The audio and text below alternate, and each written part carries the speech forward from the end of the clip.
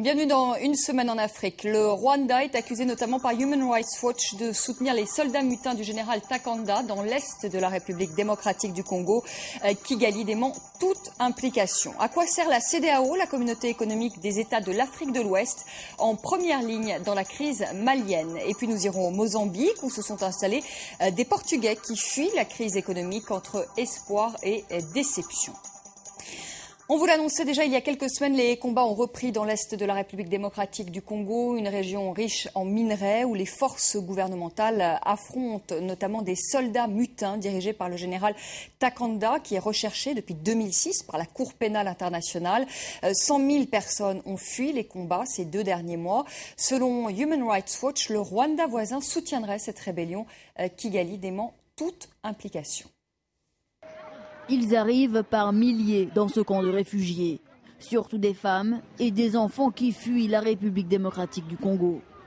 Depuis 2 mois, dans la région du Kivu à l'est du pays, les forces loyalistes et les rebelles du M23 s'affrontent, forçant les civils à l'exil.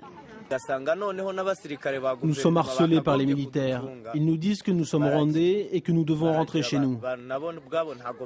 J'ai été frappé par un fusil, puis ils ont saccagé ma maison. De l'autre côté de la frontière, en RDC, la population craint un regain de violence des mutins du M23, mouvement mené par le général Bosco Ntaganda, dissident de l'armée congolaise, soupçonné de crimes de guerre et recherché par la CPI. Derrière eux, les combattants auraient laissé de nombreuses preuves de leur passage. Vous avez l'échantillon de plus de 20 tonnes de munitions et armes qu'on a récupérées dans la famille du général Bosco. Et ici, ce sont des munitions de 14,5. Des fusils d'assaut, de l'artillerie antiaérienne ou encore des mitrailleuses données par le gouvernement rwandais, dénonce l'ONG Human Rights Watch.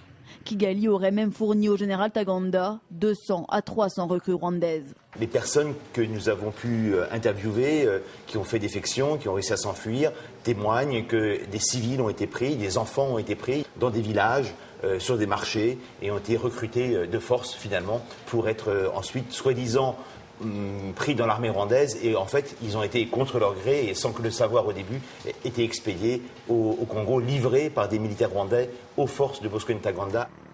Des accusations qui ont provoqué la colère du gouvernement rwandais. La ministre des Affaires étrangères a immédiatement démenti. Ces rumeurs sont fausses et dangereuses. Depuis 2009, le Rwanda a maintenu des relations pacifistes et constructives avec le gouvernement de la RDC. Mais le Rwanda a tout intérêt à maintenir la région du Kivu dans l'instabilité. Réputé pour ses sous-sols riches en minerais, notamment l'or et le diamant, les 2 pays souhaitent défendre leurs intérêts économiques. Le fauteur de troubles, Bosco Ntaganda, sous mandat d'arrêt international depuis 6 ans, se trouve lui dans la forêt d'un parc national en RDC, dans une zone très difficile d'accès.